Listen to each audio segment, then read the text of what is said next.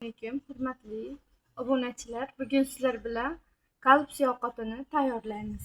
Bizga kerak bo'ladigan mahsulotlar: bolgarskiy, kartoshka, piyoz, sabzi, pomidor, мясорубкаdan chiqarilgan go'sht, guruch.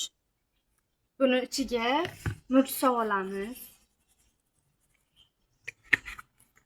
Tabga ko'ra universal ziravor. Ichiga hamma narsasi bor. Universal ziravor ichiga. Keyin ozgina zira.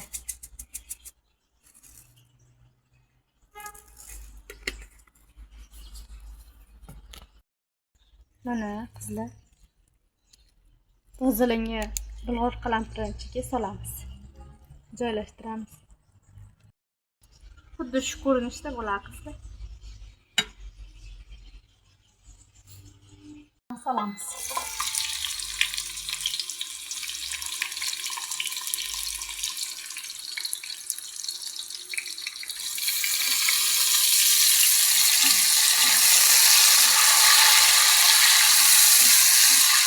Bu piyozimizni o'lgunicha qovurib olamiz. Mana piyozimiz o'ldirib oldik. Endi pomidorga navbat.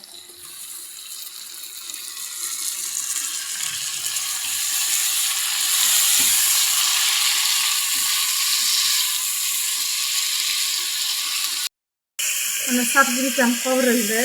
Endi navbat kartoshkaga. Bismillahirrohmanirrohim. Orada sabzichamiz ham o'zini qo'shib yubordi. Ozgina zira solamizda, yaxshilab qancha qavirilsa, shuncha shirin bo'ladi ovqat. Yaxshilab qovuramiz. Qo'shamiz qovurish jarayonida. Qizlar buni ichiga ozgina zerincha qo'shib olamiz. Hamma xohishiga qarab qo'shmoqchi bo'lganlar qo'shadi. Bizlar oilamiz zerinli ovqatlarni ko'rganlar uchun zerin qo'shamiz.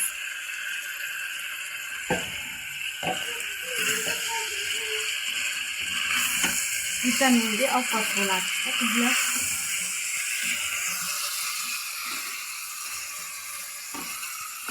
Yaxshilab qavuramiz. Zo'r qavirilsa ovqatlar sizganda mazzali, maqtab yeyiladigan ovqat bo'ladi. Ozgina suv solamiz va oldindan tayyorlangan bolgarskiyimizni solamiz. Mana qizlar, ustiga suv solamizda ustini yopib dimlab qo'yamiz. 1 soatlarga tursa xil bo'lib pishadi. Mazzali bo'lib.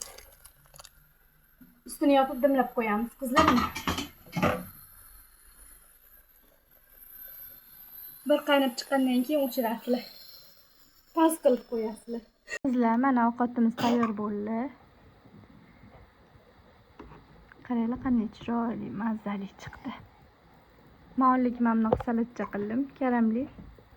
Buni retsepti kerak bo'lsa kommentariyaga yozinglar.